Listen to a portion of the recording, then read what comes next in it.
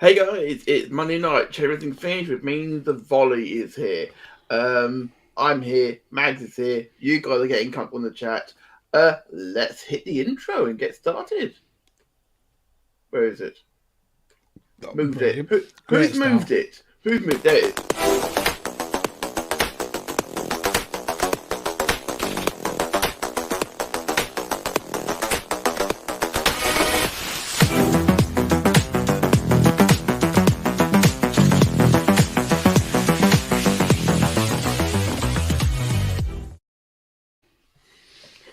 Indeed, this is Matt. This is Mags. Of course, when he's around me, You're not starting well, are you? You're not starting well at all. I'm still hanging from yesterday, to be fair, Mags, a little bit. I must be honest. I'm Matt. This is Mags. All bent by knee for his lordship. How are you, sir? I'm doing good. Yeah, I had a really fun episode of Chain Wrestling. One that we didn't read out your entry to the non-wrestling topic. I was expecting you not to read the whole thing out. When you quote the whole of War and Peace, it was hard. It was hard to pick one particular part out of it. I just thought that, given what's happening in the world right now, that quote was kind of significant. So, Doctor Who fans will agree with me. Okay. I'm doing good. Yeah, as always, a fantastic show. If you guys haven't checked it out, go back and check it later on. Of course, it'll be in the on-demand section. But right now, we're going to talk about the Premier League, of course, this weekend. Unfortunately, we do have to take care of some business before we get cracking. Unfortunately, one of which is, as you can see, on the bottom screen, FIFA and UEFA have suspended all Russian clubs and national sides from all competitions until further notice, which means Russia versus Poland is off. Poland get a bye to the next round of qualifying. The Russian team will not be taking part in Euro 22 in England. They've also been stripped of the Champions League final in St. Petersburg. That's gone to France, yep. And Spartak Moscow has been kicked out of Europa League as well. So I believe Leipzig get a bye to the next round as well. All these little, I know it's not football related, but obviously the Russian Grand Prix was also taken away from them, and there's not even been given anything in place yet. Turkey is expected to go in, but that's another story for another podcast, let's face it. One that may be coming up very soon. Indeed. But so unfortunately, as we have mentioned at multiple times, obviously, we obviously want everything to disappear. What's happening there? Talks have been happening today, and there is going to be talks for the next couple of days, from what I can tell. We at Radio Tekkers certainly hope that will end as soon as possible, with as little bloodshed as possible as well. Yeah, sit down and talk, for God's sake, people. Come on. Yeah. Stop having a dick swinging contest and just, we got one life on this planet, Anyway, enough about that, unfortunately. A little bit of news, as we'll come to later on, of course, is Everton demanded an apology from the FA for what happened in their game. Will an apology get them their penalty back? No, but they're demanding it because they believe they were screwed. Well, they can believe it all they want. It's interesting because I've never seen someone demand an apology for that before. And obviously, just a little bit at the end, of course, is that Liverpool have won their record-extending 9th League Cup, which we covered here on Tekkers, of course. And actually, that's something that was a bumper show as well. It was a bumper show, penalty shoot and everything. Came down to, as you can see in the background here, of course, you can see Kepa's penalty is still in the air. It's still in orbit, Mags, apparently as well. It's fantastic. The decision to bring him on will be debated for eternity. For me, I think it was boneheaded. I thought Mendy had a great game, and it was always written in the cards when you do something as outlandish as swapping keepers with the whole point of him being in the net for the penalty shootout. Something was going to go wrong, and it did. and it was him, and he lost Chelsea the cup. Indeed, Kelleher won the cup for Liverpool. He had many good saves throughout it, and he would have been man of the match normally, but John Matip, for us, edged it. Van Dijk was actually given it, but I didn't mind too much about that. No. There were plenty of viable man of the matches in that game. Absolutely. This is the point, Max, where I want to draw your attention to a YouTube video I saw this afternoon. Are you aware of K Arman TV? Not particular. They have a habit of putting together people who have been covering it on YouTube, basically reaction videos all crammed together, sort of thing. Okay. The highlights of certain things. So this is quoted as best compilation of Kepa's penalty miss. Live watch long fan channels. In the middle of this video, at 10 minutes 25 seconds in, is us three. Oh, that's cool. And not only that, 26,000 people so far have seen it. Brilliant. Well, hopefully they'll come over and give us a little cheeky sub, because we bring that action weekly. This is exactly the fact, Max. In fact, I have noticed it actually has cranked up a couple since this morning, actually, after this. So if you're watching this on demand, 25,998, come on over, pals. You are more than welcome. We often have tea and biscuits. Indeed. Chris will be with his little trolley later on. Can you get a little dress? No, we're off that. Wow. Move on that. Matthew. I may be stepping on some toes there, unfortunately. Right. So, in the chat, of course, Mr. Griffin is saying Kepa's going up early is the greatest thing I've ever witnessed. Because Dan Griffin, of course, was there. He was in the stadium, and I think he's still drunk. He does like alcohol. Oh, wow. Oof. You are coming with fire today, sir. By his own admission, he likes he likes to drink, as do we all. But we're here right now, Mags, to talk about the Premier League. Mm-hmm. Now, a couple of games didn't happen this weekend due to the League Cup final. So Liverpool's game, Chelsea's game, and obviously the opponents they had didn't take place, obviously. Dan Griffin saying he was so through the whole match. Yeah, but now? That's only because he's a northerner and he didn't want to pay. There we go. Before he even tapped it, I knew the reason why. It was because of ridiculous southern prices. Everything is cheaper in the North, Mags, I believe, isn't it? That is correct.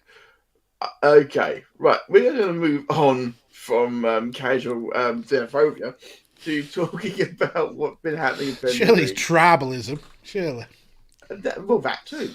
We're going to, Mags, seeing as how for so much of this season, by your own admission, you've had to endure some of the unfortunate results. Let's start with one that really made you happy this week. Yeah, and we have got a lot of matches to cover, so we'll endeavour to try and keep this as brief as possible. But in this game, this was very much a lot of Burnley throughout the season. Just we haven't had the rub of the green, I suppose. We haven't been able to put away those chances. But we didn't play particularly different than we've played all season. I think with the signing of Weghorst, it's lifted the club, kind of like how Maxwell Cornet did at the beginning of the season. There's now seems to be more of a belief that if we lump the ball forward in that Brexit football style that the rest of the Premier League hates, we've now got a player who can get that ball and not only knock it down to people who are playing off him, but also he has really good foot control as well. So he's able to hold the ball up and bring other people into play.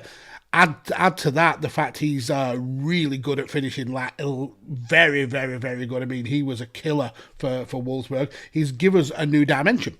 So we haven't changed that much. It's just the personnel are a little bit better than what we had. And Tottenham just couldn't get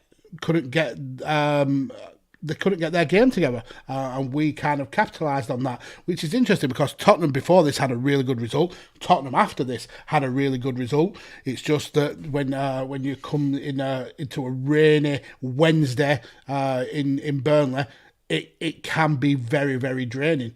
Our players are used to playing that. Some players from the south are perhaps not. But yeah, I think we just absolutely demolished Spurs. So we go stats wise, Spurs had 3/4 of the ball and yet had less shots than Burnley. Burnley had 15, Spurs had 12. We had double the amounts of shots on target, and to be quite fair, we should have won by more. We had a couple of really, really good chances to kind of put this match to bed. Jay Rodriguez a little bit wasteful, but all in all, 3 points is 3 points, and that's one thing that Burnley have really severely been lacking. Converting wins into draws has been kind of our specialty, but then taking those draws and converting them into 3 points, we have really, really struggled with. But as Dyke said in the post conference, he said we haven't been that far away all season, but what we are doing is we're getting the details right, and that we've got the players and the people ready to take on this challenge, and that he believes in the players. And I think that's a lot of what this win was about. This was about believing that Burnley can hang. Especially when you look at Tottenham and the amount of players that they've spent. They brought in one of the most exciting players in the last month or so in Kulusevski. That guy's been lighting he's been lighting the Premier League on fire, and yet we were able to contain him and outplay Tottenham for long periods in this game, and we were ironically pivotal in kind of mixing up that top four, that chase for that fourth spot. So yeah, it was a very, very good performance by Burnley. Indeed, indeed Tottenham. They didn't look anything like the teammates, as you said, either side of this game. Let's give absolute credit where it is due to your captain here, because he had a towering header at the back post and back across it went and back to the net.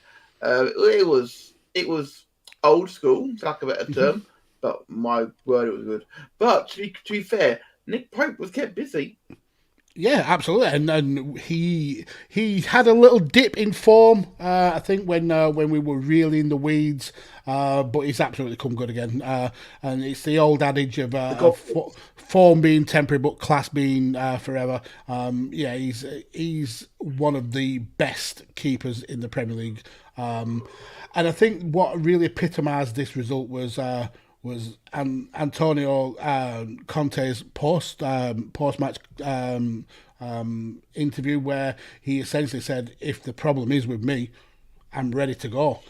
That's how frustrated he was with this performance, knowing that they did so well against City to win that game, and then to come and get played off the park by a team stuck in the relegation zone. Yeah, he must have been fuming at this.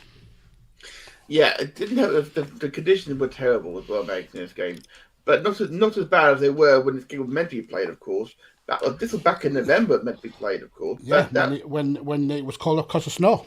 Yeah. And let's not forget, of course, that was before the COVID ravage of the schedule as well. So this was a typical northern day, Mag, wasn't it? Effectively. Fuck you! How was about that? Just because you live in sunny Clacton, sir, on the south coast. It's fucking freezing down here, Max.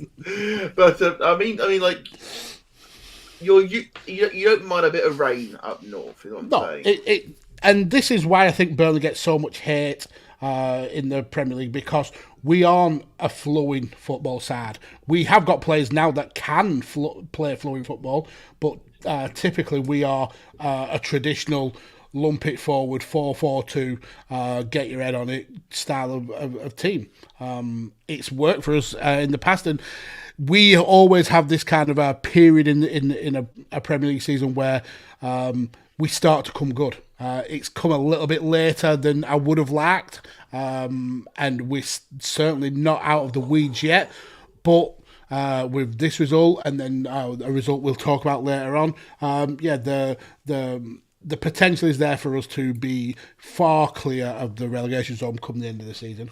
Indeed, the wind was a big problem in this game, though, wasn't it? It was at one point, I think. No, it wasn't. It was just Tottenham were rubbish, and we absolutely killed them. I was going to say, Dwight McNeil had to hold the ball until a referee actually whistled. Yeah. That's how bad the wind was, Max. But the wind affects both sides. It does. And unfortunately for Spurs, Burnley were able to adapt better to that than Tottenham were. Indeed. We'll talk more about both of your teams later, of course. We've got lots to talk about regarding both. Drop into a chat here. Conor McCabe jumped in. Said, hello, sir. Hello, Jed. Time to finish my crew review and dinner. Yes, check out Connor's channel later on, of course. He's talking about the Columbus crew. Worth checking out for sure. Mm-hmm. Matt from 5 Minutes Go says Spurs can't control a game against sides of a low block. Their counter-attack side, always. Mm-hmm. As it shows later on in the week when they took on Leeds. Indeed. Benny over on Twitch. Evening, fellas. Evening, Benny. Evening, hello, sir. And we've run your promo for the second season of the Waiting Room on Chain Wrestling, and we'll be running it again later in this show. So keep your eyes peeled for that. Absolutely. I watched it earlier. It's brilliant. Matt from Go is now saying you're just small Stoke City, though, Mags. No, I think Stoke are a small Burnley, I'd say. Mm-hmm, indeed. And Mike Pellegrini from the Void brand saying happy soccer gents can't stop. Let me use that banhammer, sir. I will behave. I won't be banning you, Mac. Can't stay too long, but have fun talking the old football. We will indeed. And I appreciate you popping in as well. We honestly really do. And if you're new watching us here, because of the 26,000 people who were watching us on our video earlier, welcome to Volley. We're talking about the Premier League for the last week, and we're going to move into the next game in a moment. But Conor McCabe's got one last thing to say. I believe I tweeted Mags after Burnley won the win on Spurs. My prediction still stands that Burnley will somehow survive. I've been saying this all season, Mags. Dream, believe, achieve, sir. Dream, believe, achieve. Yes, and speaking of needing to dream about surviving, Watford. Yeah, it kind of all went wrong for Watford, didn't it? After they went down pretty early to a Mateta goal. It looked like they were clawing their way back in, and they've been a team under Roy who have had a little bit more of a span over the recent weeks. But this collapsed, and it all started when Conor Gallagher scored a cracking goal, really good control in the box, and it just flopped from there. And Palace's talisman Zaha had a great last 10 minutes or so, popping up with 2 goals. Yeah, just feel for Watford because they have an opportunity to claw their way out of this relegation zone. With Everton, Leeds, Brentford, all really struggling. If Watford could just pick up a couple more wins or convert some losses into draws, I feel that they're going to be safe because their form wasn't as bad as the teams above them. But if you look at this match, yeah, it was just poor. They were just played off the park all the way through the game. Stats wise, their issue was shots on target. They were pretty much level with Palace in terms of actual shots, but it's just that one shot on target that was the problem, where Palace had 5 and converted 4 of them. So yeah, not a good day at the office for Vieira. For Hodgson, but a great day at the office for Vieira. Indeed. I'm just going to say in the chat, you got to keep it clean down there between 5 Nerds Go and Devoid. You both can dish it out, so trust me, just keep it clean down there. Conor McCabe is agreeing with you about Watford taking a straight nosedive this season. He had hopes from at the start of the season. I thought Watford would be doing better than it, I must admit. Yeah. But I mean, bringing Roy in, I thought would have changed the game a little bit, and it kind of has, because they were stuck in the weeds, and then over the last 5 games they've at least picked up some points. Where if you compare them to Brentford, compare them to Everton, compare them to Leeds, they are really, really struggling. But Watford do need to get a little bit of momentum going, a little bit of like I said, just not losing. We will speak about them later on in the show where they didn't lose. But yeah, I feel that Watford may pull it out of the bag. In his post-match interview, Sir Roy actually said that this was a harsh defeat. 4-1's not a harsh defeat. It's a drubbing. And I think his issue is that if you look at stats, it is quite even. I mean, Watford did have 45% of the ball, which it should have been enough to perhaps keep this game more competitive. It's just when they had the ball, they did very little with it. This is very much the case. And Matt and Fathers can make a point. Maybe they should get Cisco. Yeah, perhaps. But or Ranieri. Or Ranieri, to be fair, yeah. I mean, he wasn't doing that bad. I mean, there's only so much that you can do with dead wood. Oh, you are scathing today. Well, to be fair, Watford... You sassy. I'm running out of patience with Watford. Okay. Because they really should be doing better. And this Watford team reminded me of the Villa team that went down a couple of years ago. When Lescott was playing for them, remember? Yeah. I can see the similarities. They're getting paid regardless. They're not getting sacked. Yeah, I mean, you could also compare them to the Newcastle of earlier in the season where they didn't give a shit. There is a couple of Watford players that are really feel like they're trying, but the rest of them definitely do not.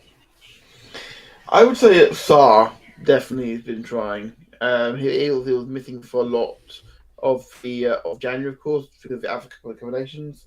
Sissoko's starting to find his feet, but when you say Musa Sissoko is the star of that team, that's not a good start.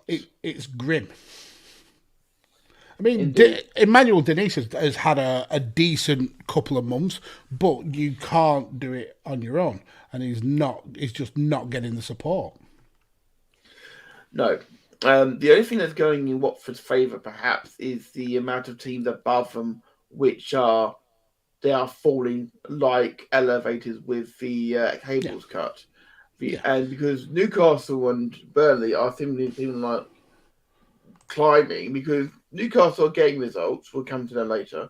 Newcastle haven't lost in the last 5. That's That's a total 180. Exactly. And I think I said on maybe on last week's Volley or Tekkers watch along, if Watford survive, it won't be because of their own doing. It will be because the teams that go down are having such bad form that they're essentially worse. I mean, we are literally in the discussion at the moment now of discussing Everton going down. Seriously going down. Yep. And very close. We the amount of money they've spent in recent times. They've spent more than Liverpool. Very true. Very true. But actually, Matt, that's just the first decent segue you've done for a while. Because we're not going to talk about Liverpool. Well, you are going to talk about Liverpool. I'm going to let you. You have had some great results this week with Liverpool, so I'm going to let you crow about this one because this essentially was one of the straws that broke the camel's back on Bielsa ball. So have at it, Matt. Well, to put in the context, Liverpool pulled Leeds' trousers down and thrashed back their private parts with a rolled-up newspaper. I thought you were going a different direction with that, to be fair. But we absolutely destroyed them. Yes. I mean, it was 3 goals in 20 minutes, completely killed the game. Joel Matip with one of the best charges forward, and he's had a great week. He's had a great week. I mean, a great season. Yeah, Joe Matip. Who knew he could be that middle number 9 that you needed?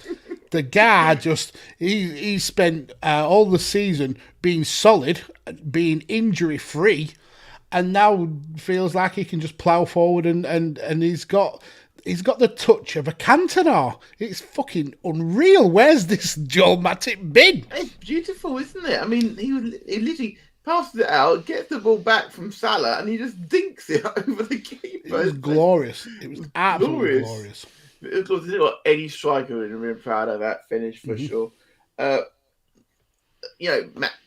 obviously getting a couple, Salah getting a couple, and then Van Dijk hammering home one in the 93rd minute. Some absolutely outstanding football in this game. And all the time, Liverpool didn't get out of first gear. Yeah, I mean, stats-wise, 64% of the ball, 23 shots, 15 on target. And that goes to show that even though he had 6 put past him, that Meslier was arguably Leeds' best player. Because this should have been a cricket score. And he was able to at least keep it in single figures. This Liverpool team were scary, and I think a lot of it has been the Tottenham versus City game, where it essentially put the title in Liverpool's hands. If they win all their games, the title is theirs. Yeah. And Klopp has said as much that they need to be winning all their games. And this was just decimation, absolute decimation. Indeed. And Luis Diaz in this game, ever since he arrived, he just looked like he's belonged there all season. He had just lit up that left side of Liverpool's attack, and so much so, as we saw in the EFL final, which obviously we're not going to go into because it's not part of the Premier League, but he had Chalobah in his pocket for the entire game. I've never seen someone so glad as Diaz being subbed off in my life. Yeah, I mean, and he only adds to one of the most lethal front lineups in the Premier League. I mean, he's made them more lethal in more than one way, though, Max. Yeah, exactly. The kind of 5-way split now for those 3 spots. It's a scary lineup. Colin, we're coming to that, mate. Don't worry. We're coming to that later on. We're coming to that later on. Put a pin in that one. Yeah, just hold fire, literally, because that's coming momentarily. Luis Diaz has obviously brought his own excellence to that front line, but not only that, because the others know that if they want to be playing, they need to outperform Luis Diaz now. They're all raising their game. And that can only breed more ferocious firepower. And, I mean, bearing in mind, you've got Divock Origi, who's happy being a bench man, which is fine, obviously. And then you've got the other 5. So if you've got 6 attacking options, all of them give you a different option as well. It's fantastic. And then you've got Matip doing what he does now. And Van Dijk powering forward as well. And you've obviously got the crossing ability from the fullbacks. And the middle of the park is secure with Fabinho, Thiago, and Henderson. Or whatever combination you want. I mean, I sat and looked through the comment section of the Liverpool Facebook page when they were commenting on the Liverpool Cup win. And everyone was saying they need to sell Fabinho, they need to sell Alcantara. I'm like, I may have had words to say about Thiago in terms of last season, but this season, when he's played, he's been exquisite. Yeah, and Fabinho has been solid. it was actually heartbreaking when Yeah, when we saw him crying because he was pulled out of the cup final match. yeah. Indeed. Tom Collins, who's shown his face. Hello, sir. How are you? Long time no see in the Volley chat, sir. Poor Leeds, rough time to be a It is rough time to be a Leeds fan. And whilst he's in the chat, massive congratulations to Tom for hitting all the markers needed for YouTube monetization. I have been a long time advocate for Tom and his excellent work in the wrestling journalism sphere. So it's good to see good people get what they deserve, and he absolutely deserves all the plaudits and all the success that he's having. And he's actually just sent me a cheeky little message about him nipping in to watch the show, and he's actually our 7,777th viewer, which is a cool little stat. So yeah, appreciate you, sir. Indeed. If I was going to say, same old issue, Chaga made a paper. You wish Chaga played for your team, Matt. Now, calm down. OG Mags, nothing but love for you and your support, good sir. Absolutely, Mags is definitely, sir. Us Northerners got to stick together. And I personally look forward to working with you as well in the future, Tom. No, he doesn't want you Southerners. It's us Northerners. If it's south of Bristol, we're not interested. I've got to ask. I have to ask about Leeds, Mags. We obviously know what happened there, and we're going to come to that. They were on a high enough, and it could have been double figures. It should have been. They kept that down somehow. And yet he wasn't the highest rated Leeds player. I'm shocked. It must be another defender then. Gilmore, striker. Yeah, I'm going to say maybe. Oh, well, interesting. Came on for 29 minutes. But I will sing the praises of Ilyan Meslier all day long. I think he's an outstanding keeper, and he's been let down by another side, kind of like Watford, where they've just given up, and we'll speak about it more when we get to the Bielsa news later on. But yeah, it's not been a good week or season for Leeds.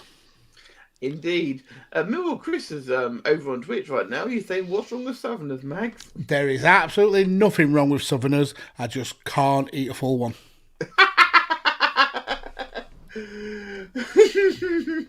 No, much love to you, Millwall Chris. You're an absolute star. Absolutely, indeed. We're gonna transition seamlessly, Mags, now to daylight robbery.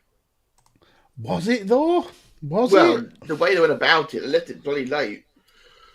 Granted. I mean, but that's what winning sides do when you're kind of in the weeds.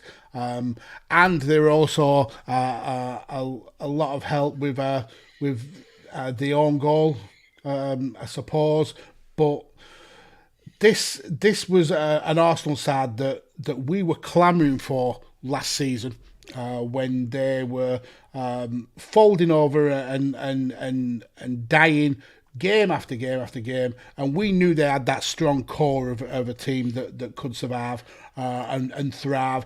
The Odegaards, the Smith Rowes, the Sackers, the Kieran Tierneys, and now leading that line, Lacazette, and even Pepe is standing up and really kind of earning his stripes. Wolves did have good periods in this game. Hwang on another day could have had a hat-trick. A couple of chances went achingly begging. But then on the flip side of the coin, I suppose, on another day, Martin Odegaard could have scored that late goal. It's all ifs, ands, buts, and maybes, I suppose. In terms of possession and stats, Arsenal walked away with this game. 56% of the ball, 26 shots to Wolves' 6, 5 on target. So I don't think this was much of daylight robbery, but very, very late, just desserts. And the passion that Lacazette showed after that goal, it was a stark contrast to how you would see Aubameyang when he was leading the line. Yeah. And I think as good as players Aubameyang and Lacazette are, I think Aubameyang was a really bad influence on Lacazette, and without Pierre kind of leading that line, Lacazette's been able to thrive, and as captain, I think he's a star. He's really kind of took up the role of being an elder statesman and pushing these young, hungry players to essentially the fourth place spot. I think they're still in prime position for that. Couple of games on Man United still, so absolutely a brilliant result. Left it late, but it is what it is. That's how you separate the teams that want to win from the teams that are looking for a draw. This is very much the case, as Matt from Van says. The final ball let Arsenal down. It would have been a dicking if that had got right. If they got that right, this is quite true because Jose Sarr didn't have a lot to deal with until around the 70th minute mark, I reckon. And then the floodgates just opened in terms of him being busy. And who knew Nicolas Pepe was Thierry Henry in disguise? Because that touch and turn for his goal was glorious, absolutely glorious. Thierry would have been proud of it for sure. Neves, Cody, they both did good clearing work as well at the back. And Neves had a good chance as well. He had an opportunity to kind of put the game to bed, but when you don't take those chances, you leave yourself open, and Arsenal took advantage. And then obviously the unfortunate own goal from Jose Sarr as well. Sometimes you ride your luck, and that's what Arsenal did there. That last 10 minutes or so, they rode their luck and got what the first 80 minutes had really deserved. Like Matt said, the final ball was kind of like frustrating for Arsenal, but it came good at the end, and yeah, they'll be more than happy with the 3 points, especially against a rival for that fourth spot.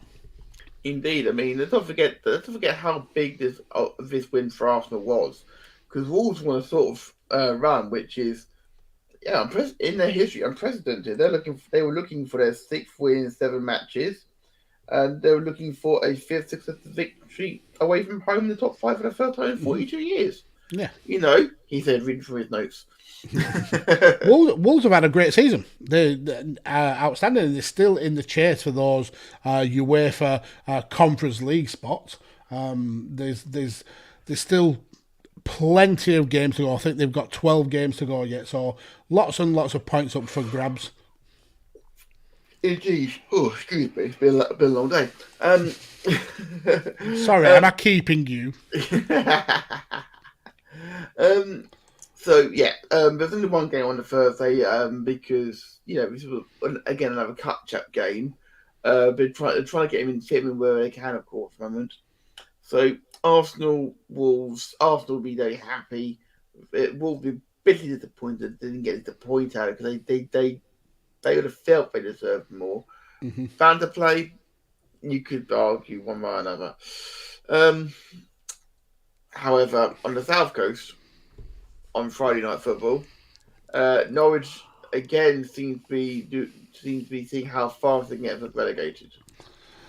Do you remember back in the middle of last season, I slated Che Adams, said he was stealing a living. How dare he? He owes Southampton money. I have to take that back because he's now got 7 goals this season, 4 of them against teams that have been promoted. He's come good. I've got to eat a little bit of crow. Che Adams has come good, and what a goal by Romeu! What a goal by Romeu! Sublime finishing.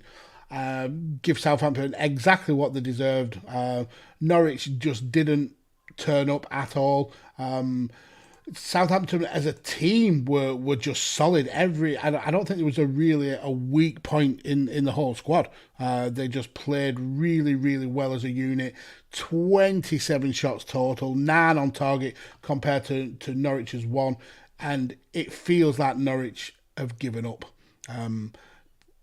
Yeah, it's sad. It really, really is sad because Norwich are one of those teams, especially for me, that they're almost kind of like you feel like they're the underdog. They're like the little train that could, and you always want them to kind of do well. This season, it's just nothing has gone right for them. The players that they've brought in haven't bedded in. The loan signings that they've got, the likes of Billy Gilmore, just haven't thrived the way that they would.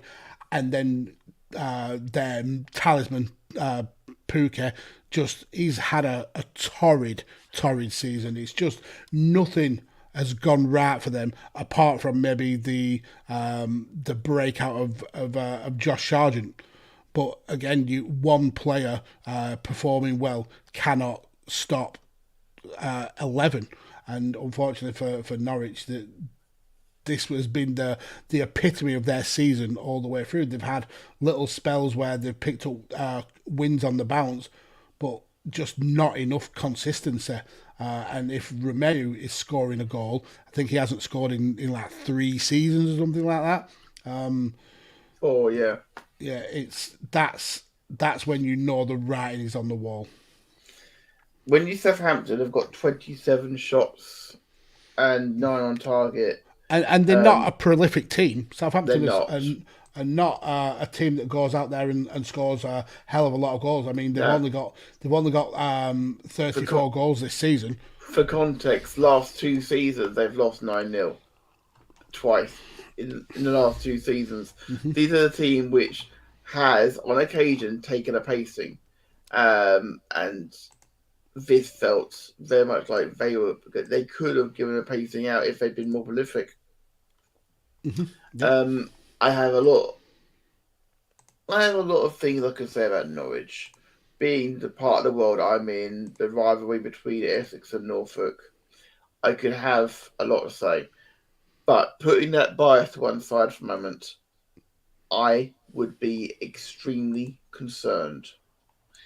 Not just about this season, but next season, if you're a Norwich fan. Really? I don't know if next season will be a massive issue. I think Norwich are always going to be a team that bounces up and down the league. I've got a feeling they could be looking over their shoulder at the bottom end of a championship next season because because anyone who is decent in that team is going to be snapped up. And I suppose that makes sense. I mean, Sargent, there's no way he'll be there next season. I mean, he's shown that he's got a glimmer or two in him. So Gilmore. Pookie may leave. Well, Pookie's not 32, 33. He's nose bringing chicken, unfortunately. You remind me of Michu when he was back at Swansea. He had that one good season.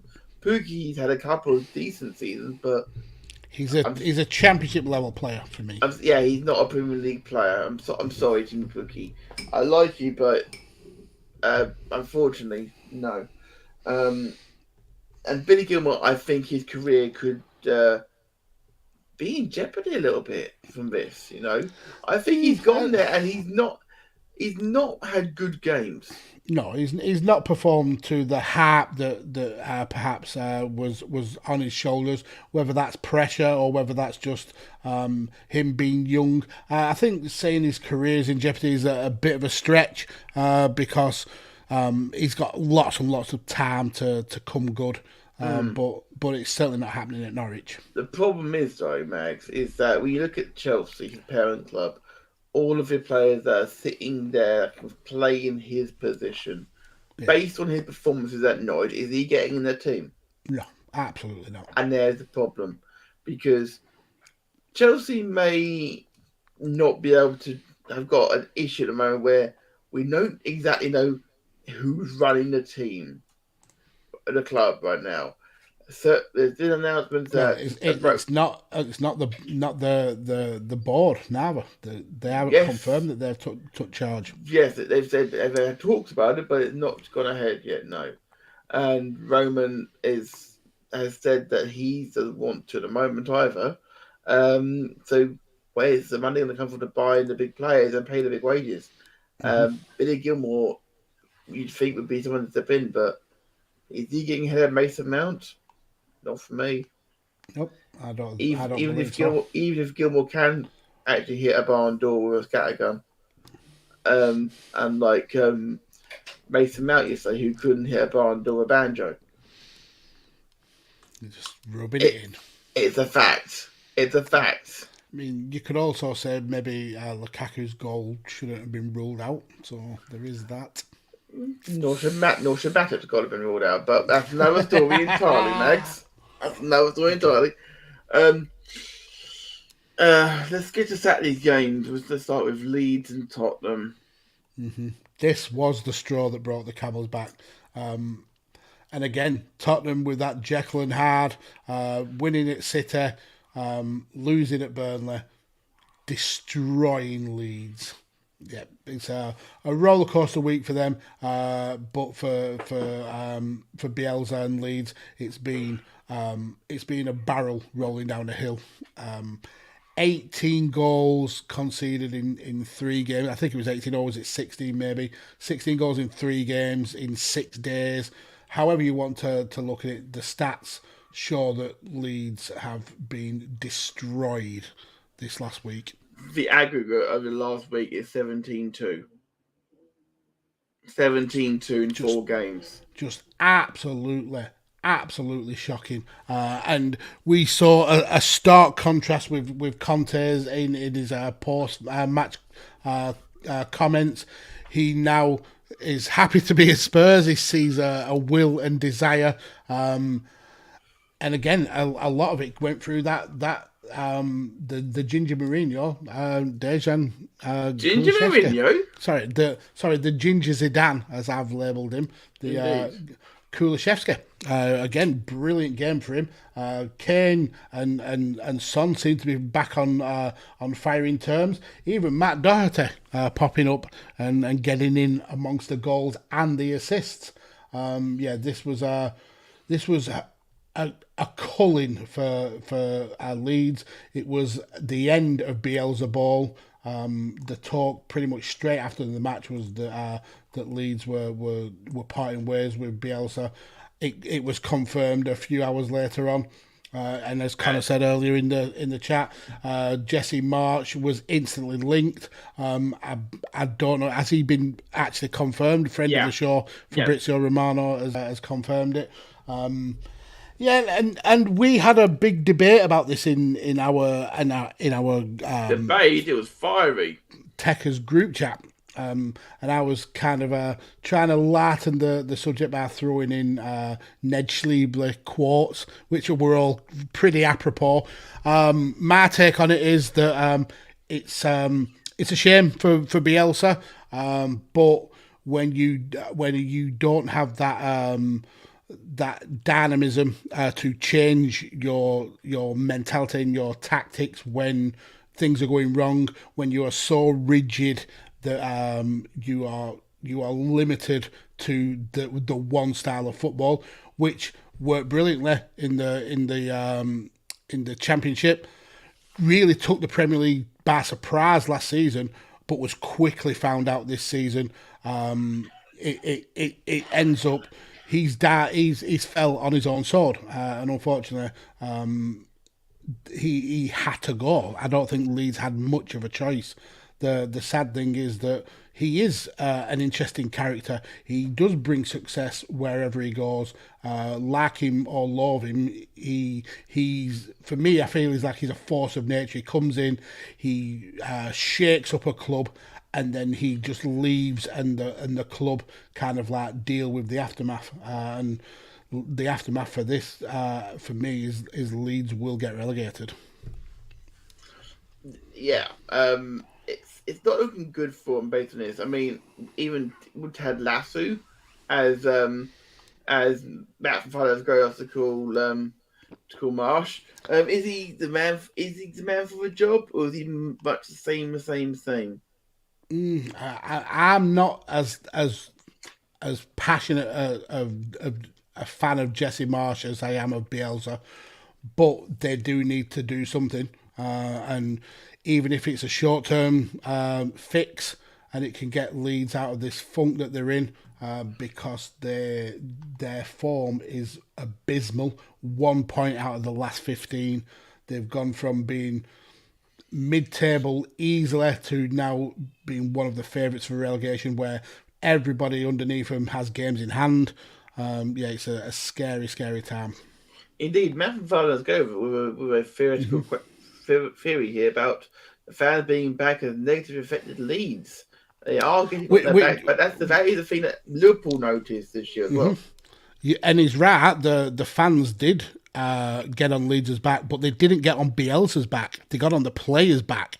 There's a lot of kind of upset with the board that they've let Bielsa go when they feel it's the players that have let the side down. And to be fair, they are right. I mean, outside perhaps maybe Rafinha, Meslier, Gelhardt, there isn't a lot of passion there for Leeds.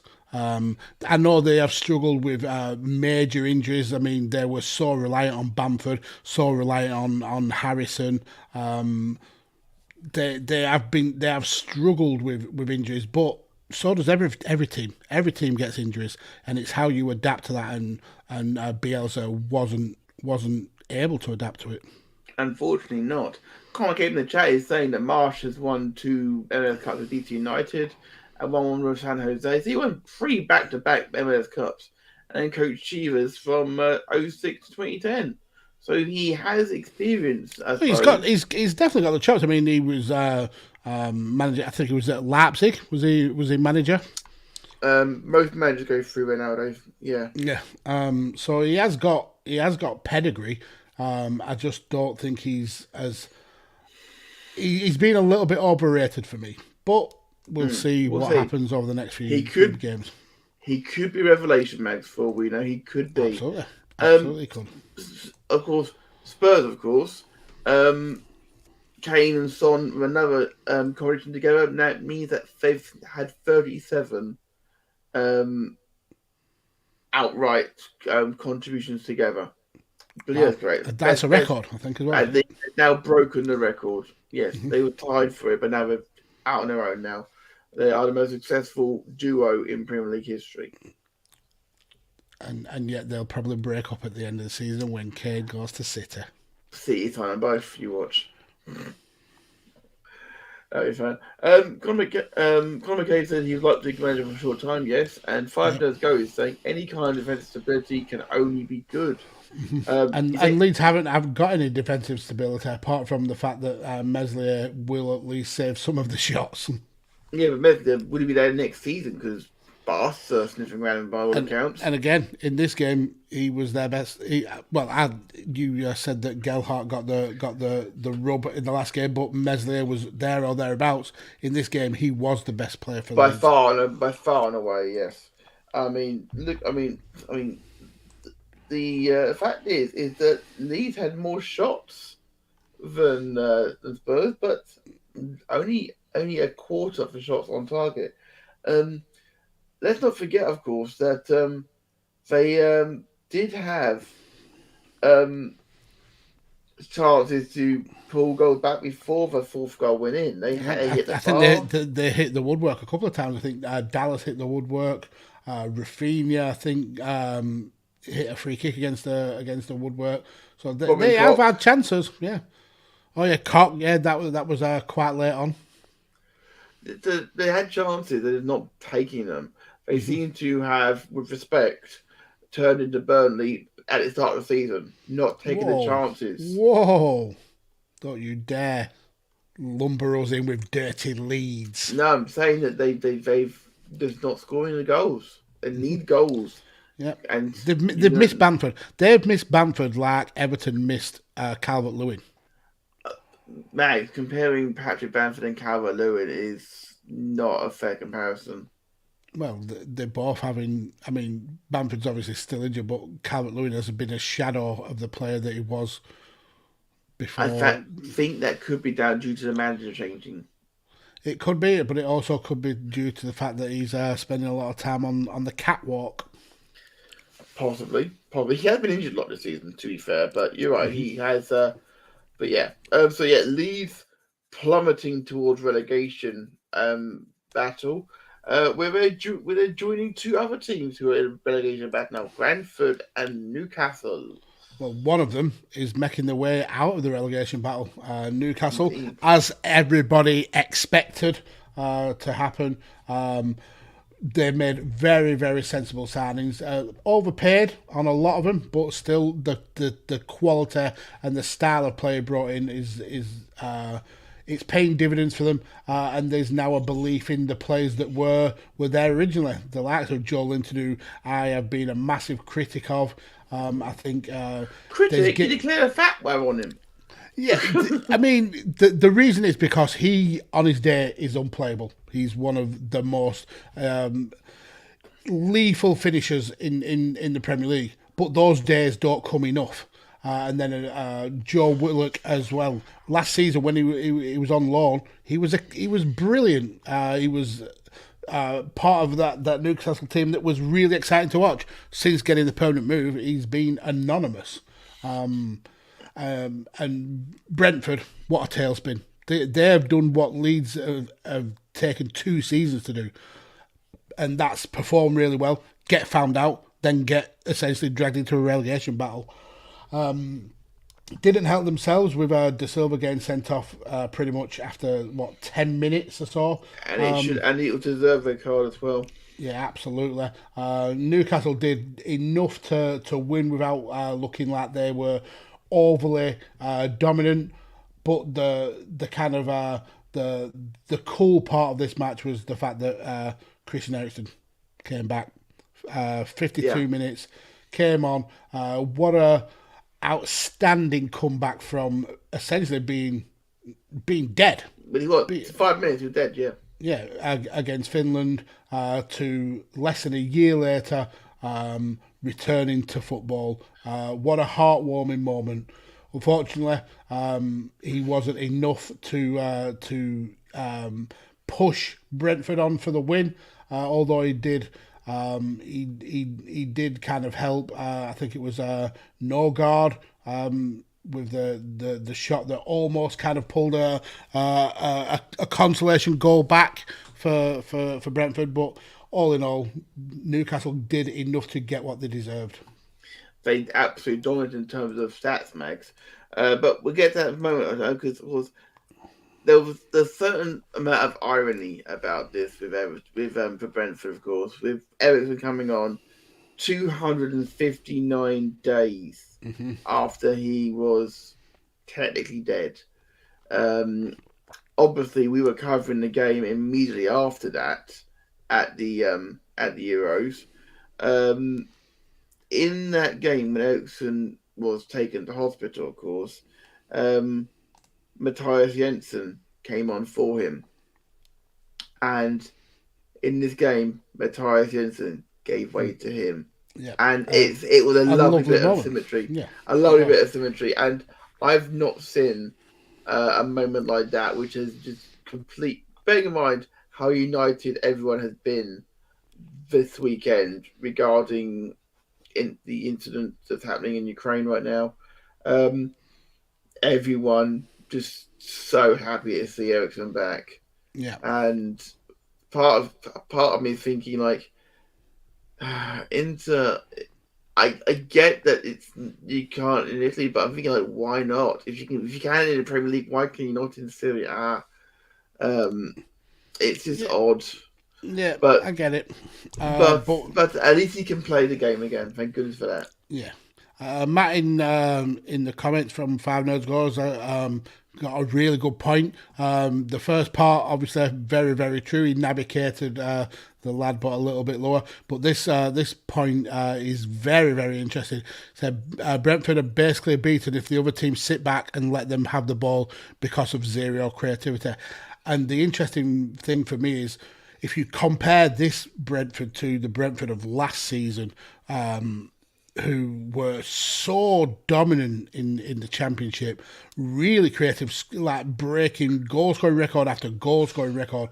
And then you compare it to the Brentford that started this season, the Mbuemo and Tony partnership against Arsenal, for instance, really kind of a dynamic, refreshing to see. Yes. And now it's a shell of that. It's been found out. Like Max says, there's no creativity there, and it's sad to see because we really wanted Brentford to do well this season, and it's looking like they're in the dogfight for relegation now. Definitely. Absolutely. In terms of quick stats, Newcastle 63% possession, 26 shots to 6, 11 on target to 1. Yeah, and that's the issue. Yeah. Like, they had 6 shots total compared to 26. Ridiculous. I mean, to be fair, I've seen teams sit back and soak it up and then counter. But as Matt said there in the chat, there is no creativity going forward. No, Ericsson needs to impart some of his wisdom here. Yeah, even if you allowed Brentford to counter, they're not doing enough with the ball for them to be even worrying teams. So, yeah, Brentford spiralling, Newcastle looking like they're heading towards safety. Brentford have got the joint worst record over the last few games. 1 point in the last 15 available, tied with Leeds United. Not good at all. Palace and Burnley, Mags. Again, this is Burnley all over.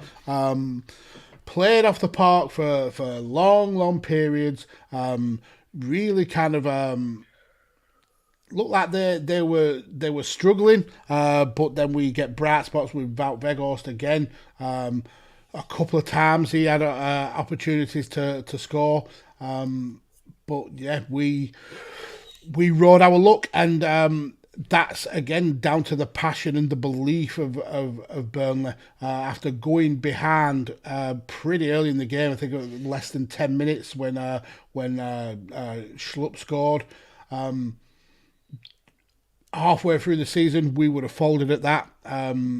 But this is a team that has got some belief now, and we've fought and clawed our way, and we eventually did get the look of the rub, I suppose, with the own goal.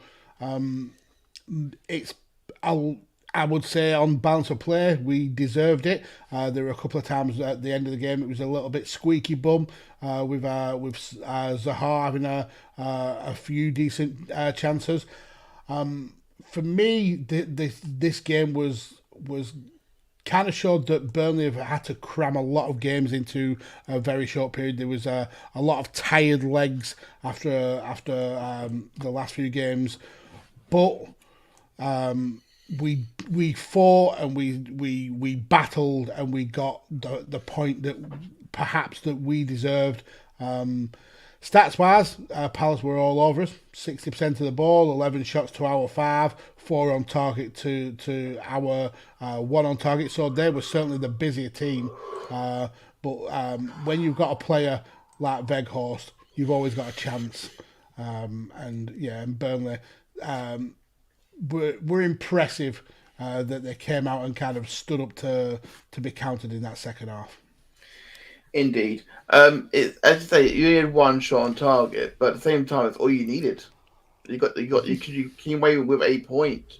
So making most of the chances you get when they come your way, especially when you're not playing particularly well in this game. Yeah, and it keeps our unbeaten run going. Three games in a row. Indeed, 7 points out of 9, not bad. Because you only won for 11 games. We've only lost 1 in the last 5. That's on level forms with Newcastle. Indeed, you are. I mean, Newcastle, of course, had shot up to 14th, and they were rock bottom at one point, and they're 14th now. At Christmas, Burnley were bottom, No, historically, the team that is bottom at Christmas are the team that tends to go down.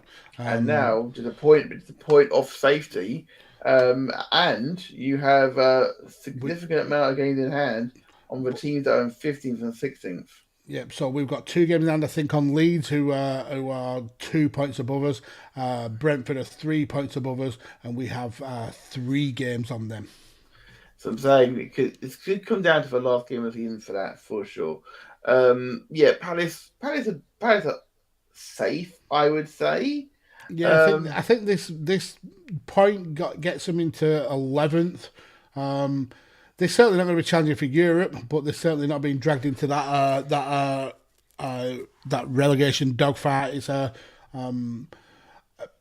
decent season for Vieira, all told, especially considering the job he had to undertake at the beginning of the season. Indeed, I love little Gemma. He tormented you guys for periods of this game, but you soaked up.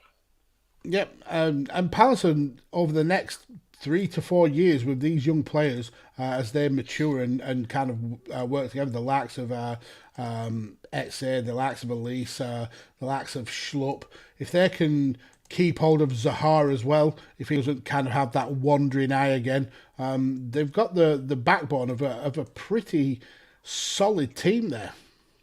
They do, and hopefully Zaha won't go away, because if he does, he will. It'll cost them. Connor Gibb in the chat is saying that Burnley should have won this game, to be fair. Oh, I mean, that's a bit of a stretch, Connor. I love your passion, and I love your I think Connor might be positivity. Yeah, I love your positivity. I think he might be defecting from Arsenal to Burnley, mate, the way he's talking recently. I mean, not a bad thing. We would happily accept him. 5 minutes ago, is saying Vieira is building a side that's not reliant on Zaha. Just need a clinical forward. That makes a lot of sense. I think the fact that the Zaha isn't the only kind of goal threat has actually made him a more interesting player to watch. He seems to have a lot more freedom. If you look over the last 3 or 4 games that he's had, he could have easily had 6-7 goals if his shots had gone a couple of inches the opposite side of the post. I think he's really enjoying having that team to play off rather than him being the focal point of the front line. Yeah, Vieira's done a great job. Without question. Sean Dyche continuing to do a good job, as he mentioned in his press conference afterwards. He was very impressed with the second half performance. They dug in and they got the points. And you know what? If they say win your home games, draw your away games, you'll stay up, and that's fine. And you'll take. And obviously, you had a couple of big results, big easy. So you're happy with 9 points, with 7 from 9, aren't you, Megs? I mean, there were periods in the season where we were getting 0 out of 9 points. So 7 is more than acceptable. Absolutely. Someone who would wish his dreams of 7 out of 9 is Watford. I mean, but what a result for Watford. Man United should have had 7 goals. The amount of chances that Ronaldo so wasteful. Fernandes could have easily had a hat trick in this game on another day, and you could see his frustration when he one shot he hooked a cross wide and he was punching the floor. He was that frustrated with him. I think Ronaldo hit a post. Alanga essentially cleared it off the line for Ronaldo. This was so wasteful from Man United. It was a rout with everything but the goals. Man United having 22 shots, 67% of the ball. Just horrifically wasteful by Fernandes and Ronaldo. Yeah. Ronaldo really didn't do good in this game. No. Not that I'm complaining about that, of course. I love seeing someone who should maybe stick to modelling nowadays falling on his arse, for lack of a better term. I mean, he got a 4 out of 10 for this game. And it shows just how hard working Watford were in this game. That Ben Foster got man of the match, and I think this was the first game under Roy where they've kept a clean sheet. Yes. And they'd gone 30 games before Roy had come to the club where they hadn't kept a clean sheet. So it's good to see he's instilled a little bit of kind of defensive solidness, I suppose. They potentially could have maybe come out with a little bit more than a point, but as it stands right now, they'll be massively happy with a point. Absolutely. Not to forget that in the next 6 games, they're playing 4 of their fellow relegation candidates. It's in their hands. The issue will come down to whose form is worse, not particularly whose form is better. Absolutely. Just for a bit of context regarding, because obviously we talked about Ronaldo getting a 4 out of 10. The highest ranked player was Ben Foster with 7.6. The lowest ranked Watford player was a 6.5.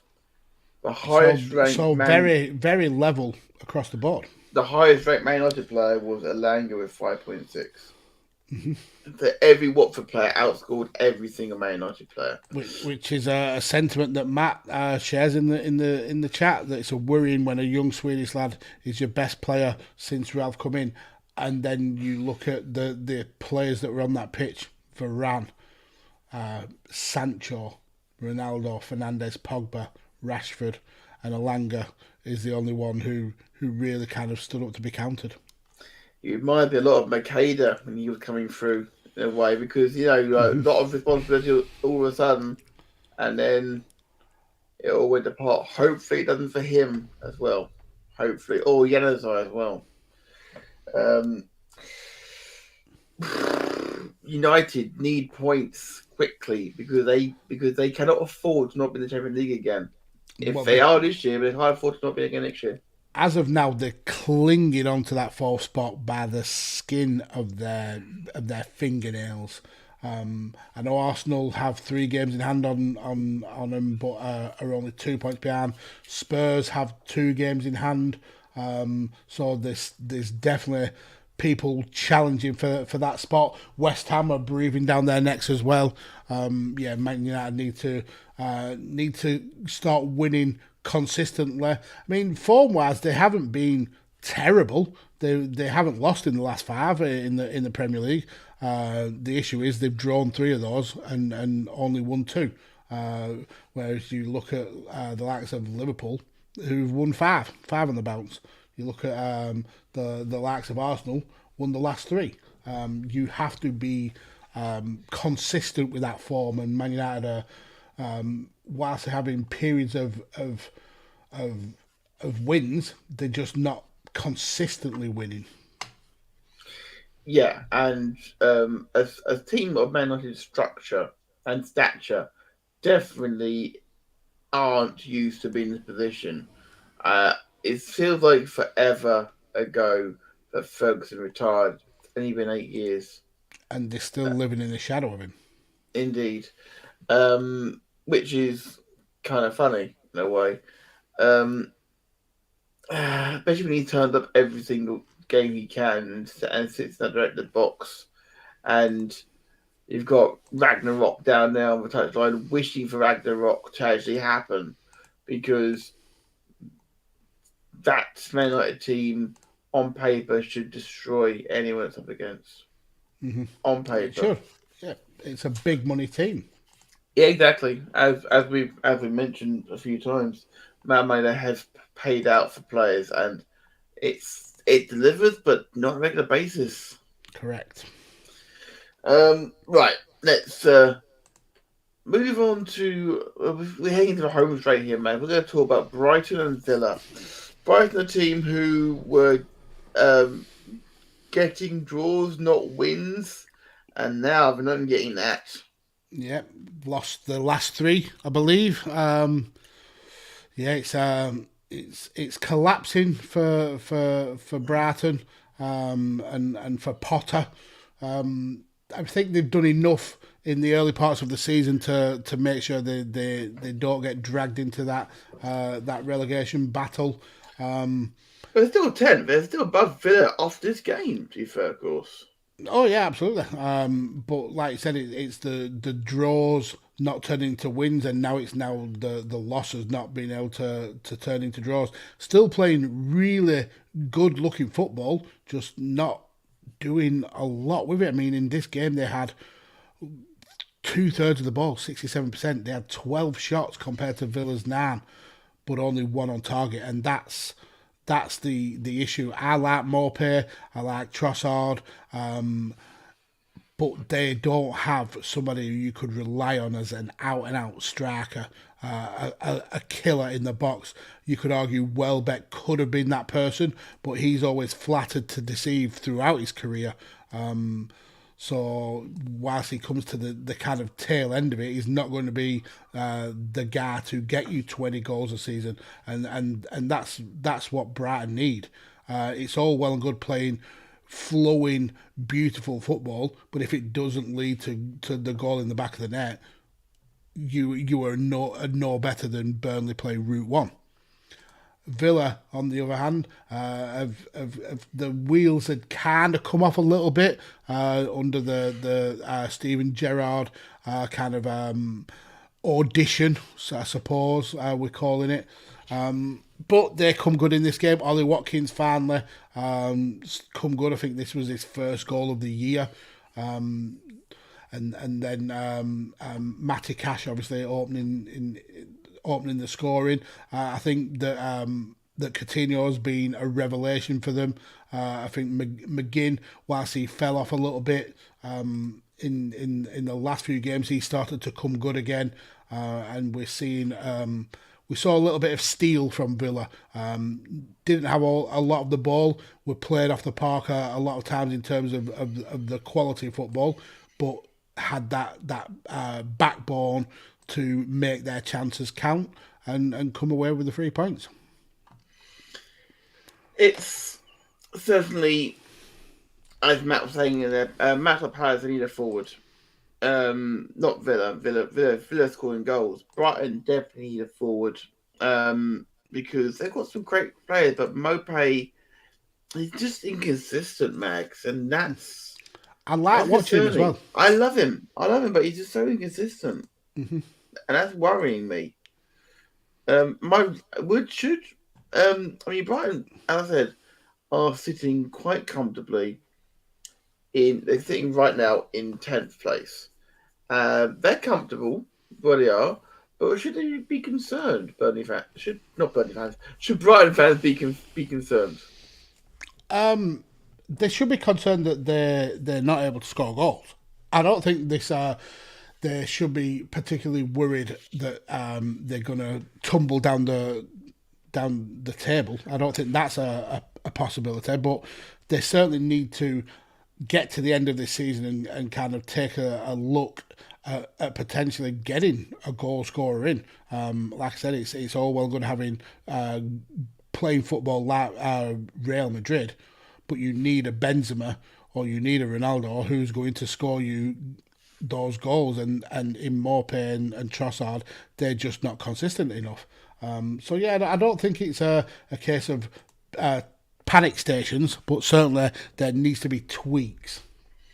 I mean, they've only scored 2 goals in the league this month, and they were against Watford, which, with the greatest respect, is not going to give you the results you need. They need to keep scoring on a regular basis. I mean, they're 3 games. They lost 3 games 2-0.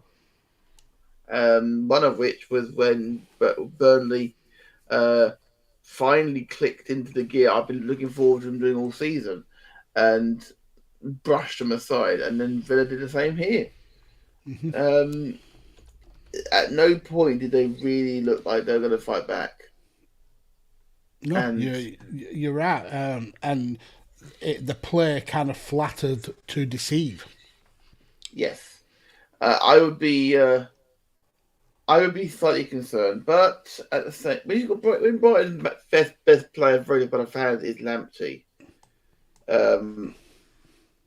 Yeah, if Graham Potter's still there in the summer, he needs to just sit down and find out where he's getting a new striker from.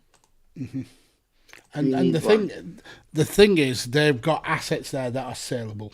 A lot of people sniffing around Basuma, Lamptey, obviously, somebody who would fit into a lot of teams.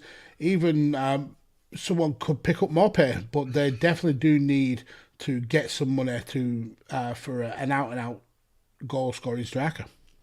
Absolutely. Villa are doing fine, but they're continuing to rise up the league, slowing down a little bit.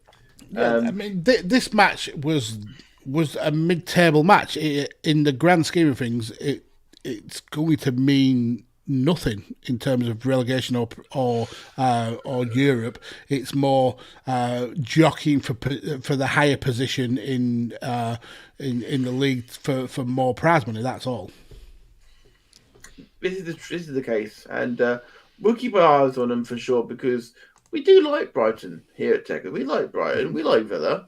There's nothing wrong with them. We just want to see them scoring more goals, and causing the boys at the top of the table more problems. With Brighton were fourth at one point, and now they're 10th. Connor Cape in the chat is saying Radio Tekkers should have their own show called The Council of Dans, where all the Dans in the Tekkers circle get on their own podcast.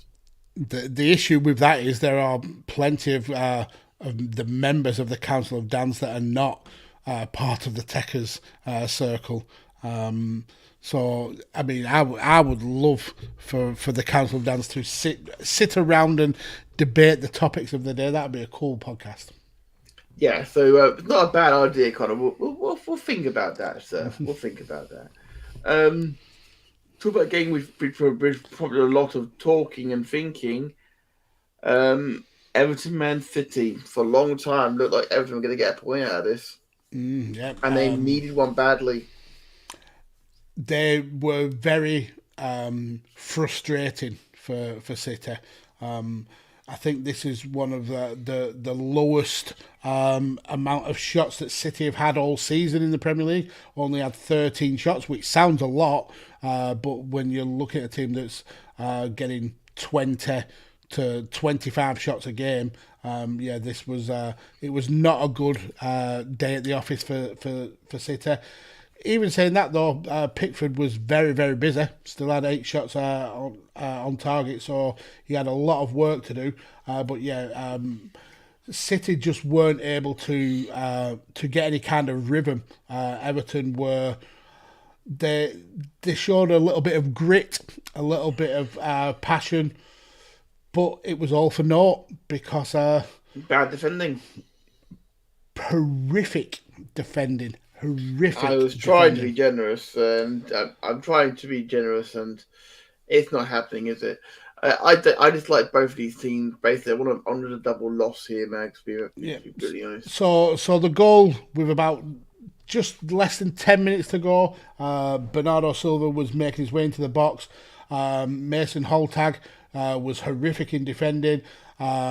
Keane was wrong-footed and deflected, and that allowed Foden to nip in and score the goal. Whether you like the team or not, you've got to feel that this goal meant a lot to Foden after the week he's had with the incident that happened with his mum. And Matt in the chat as well, and a very sharp VAR decision. Absolutely We're coming agree. to that. Don't worry about that. Yeah, and Mr. Willis here will have some more context on that. City again do what they do, and that's get victories when perhaps they haven't been at their best. There was a kind of heartwarming, but also a very eye-opening moment when Milenko and Zinchenko who were both, I think, named as substitutes. Yeah. Were essentially cheered out of the building They embraced in the centre circle pretty much, didn't they? Yeah, They absolutely. were warming up, and then they saw each other. No prompting, just ran to each other and hugged each other, and Which is we all had that same feeling at that point. yeah, but it didn't mean anything in the context of the game because for all their passion and grit, Everton weren't able to pull anything out of this game. And yet, maybe they should have done, Max, because I have looked at this a dozen times, and I'm thinking, what are you guys not seeing? His hand was out like that.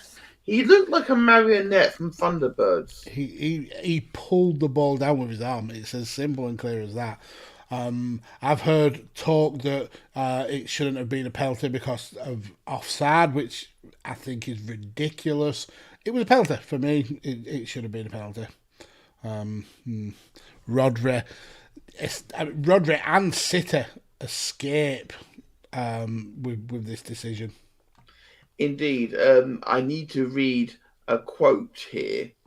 After I've mentioned at the top of the show that Everton have written to the Premier League demanding an apology. Quote from Frank Lampard here: "We've lost a point because of a professional who cannot do his job right. It is so incompetent to get it wrong." And Pep Guardiola even said it should have been a penalty. You're on mute, Max. Apologies. Even looking on the BBC Sport website, there's a clear image of Rodri and the ball being controlled by his arm. It's a penalty. It's as simple and clear as that. This is what paints VAR in a bad light. It's decisions like this.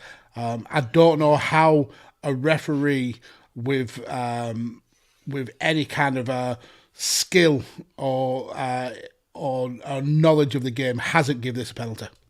Indeed, Rodri knew what he did, apparently, according to Matt Fowler's go, because look at the ref. Guardiola does clarify what he said, of course. He's like, the pass from Ali to Richard Harrison looked offside, but if it's not offside, it's a penalty. So yeah, unless they gave it as the reason of being for offside, then technically speaking, then that doesn't matter about the penalty, of course. But he was not flagged offside. It was just waved away. That's the problem. Yep, very, very true. There was a few questions about offsides this weekend, not just in this game, but also in the EFL Cup final. It didn't go down well a couple of times in that game. Yeah. Guys, I'm not asking for much. Just, be clear with the rules. And apparently, the reason they didn't give it from the VAR was like he couldn't see an obvious error had been made. Even though the ball was controlled by the forearm rather than, say, the head or the foot. It's bizarre. It's just bizarre. Defeat, of course, left Everton 17th in the league, 1 point above Burnley, which is...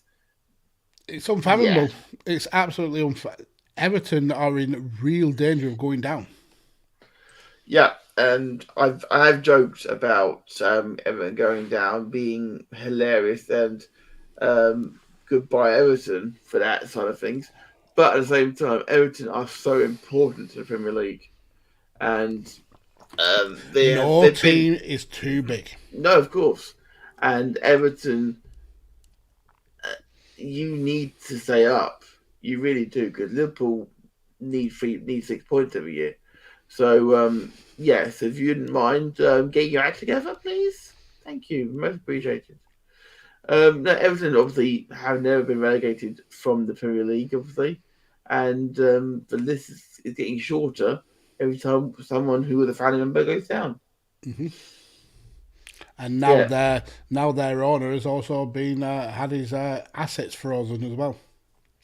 Indeed, Matt from 5 Nerves Go confirming they didn't offside because VR decided there is no turn. Absolutely hilarious, he says.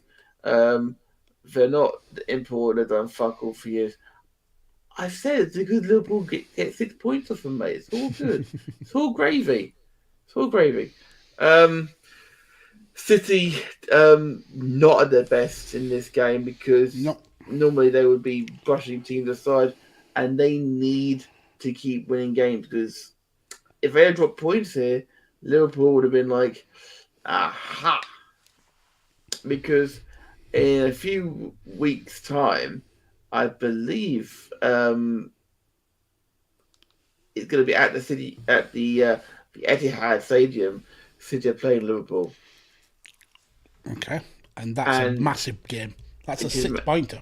It's massive 6-pointer because in the form we're in, without being biased, Liverpool winning that. Mm-hmm. That will rip the championship run wide open. Indeed. Liverpool have to win all their games, of course, but that would massively put it in Liverpool's favour, of course. Especially seeing as how at Christmas I was literally laughed out of the room when I said Liverpool win the league. I was laughed out of the building. In fact, I've got 40 quid riding on it from £10 bets of everyone in my house. Christ. This is a guy who spends 10 to 50 pence on a bet. I was that confident. I had 10 with my brother, 10 with my brother-in-law, 10 with my other brother-in-law, 10 with my stepdad. I was convinced that Liverpool were going to win the league. Brave, sir. But it could happen. They well could. I could be looking at 40 quid coming my way, which would be going to the wedding fund. Not to kill anybody or anything. So, yeah, Everton slide to relegation. Frank Lampard is not helping things here at all. City need to keep scoring. Two very different teams here. Mm-hmm. Let's wrap things up, Mags, with the last game, which was the only Premier League game on Sunday, of course, which was West Ham Wolves. Massive win for West Ham. But what a piss poor way to end the weekend. This was a game played in the middle of the park. A lot of running of the game from the likes of Declan Rice and Thomas Souček, controlling the midfield. Not a lot in terms of actual goal threatening action between the two. I think they had less than 5 shots, maybe 5 shots on 5 total, yeah.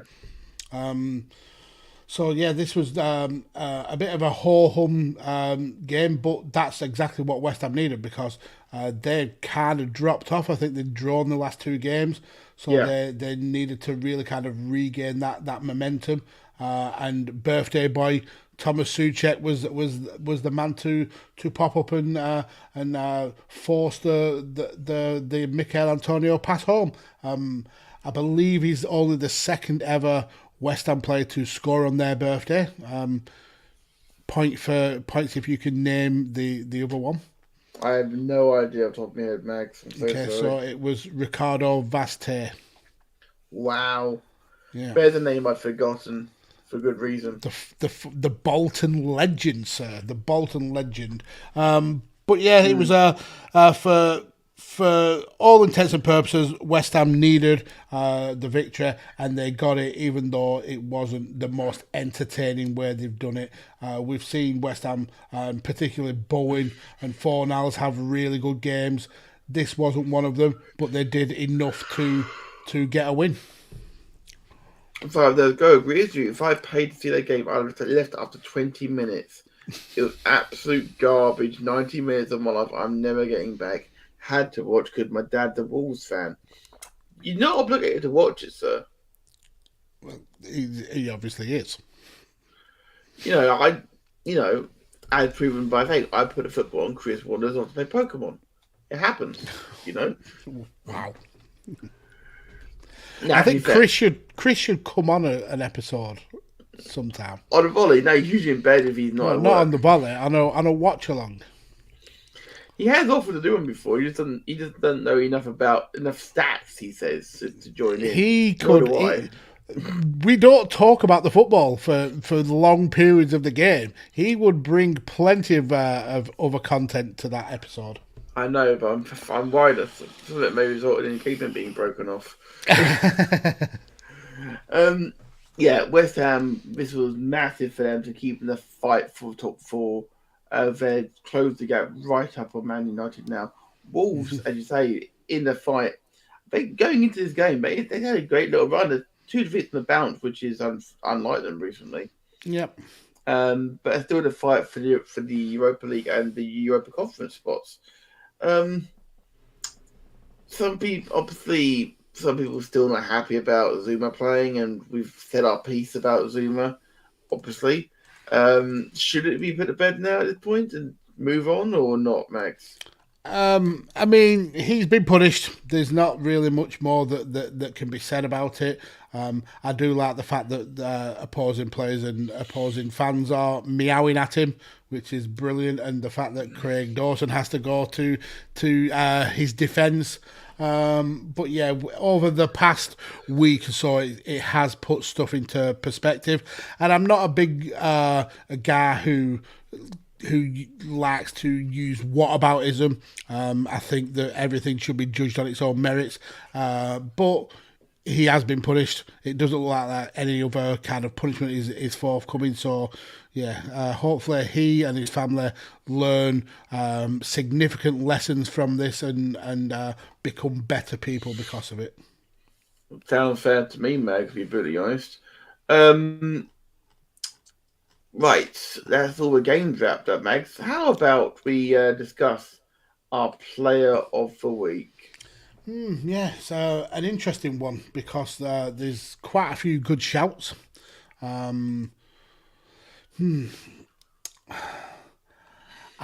want to say someone who actually wasn't on the score sheet, I don't think, all weekend, but he's added a kind of another dimension to the team. I want to say Luis Diaz. Okay.